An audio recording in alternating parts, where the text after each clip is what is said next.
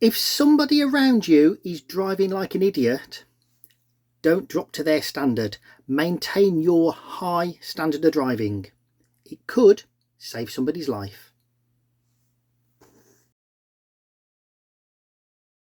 Hi folks, it's Richard from Inclusive Driving.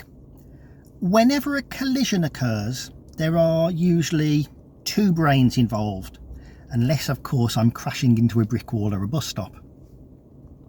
Now, because there are two people involved, there are three possible combinations that can lead to a collision. If we have two dangerous or careless drivers in the same place at the same time, a collision is very likely, and the severity of that collision is also going to be very high. At the other end of the spectrum, if we have two careful, sensible drivers in the same place at the same time, a collision is very unlikely. It's almost zero. And if a collision did occur, the severity is also going to be very, very low. Of course, there's a middle combination, isn't there, where we have one careless, dangerous person and one sensible, careful person. So you might think then that the likelihood of collision is somewhere in between those two things, but it's not.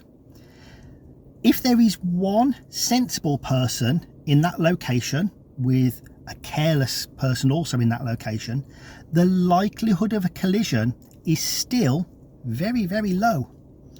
It's not as low as it would be if we had two careful drivers, of course, but it's not in the middle. So we have a skewed situation here, don't we?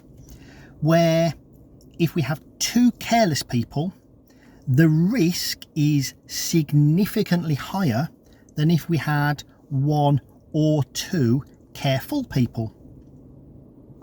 I can control this then, can't I? Because I can choose to be the sensible person. And that will put me in either category 2 or category 3. As long as I am looking out for somebody else's mistake, I can choose to stay out of category 1.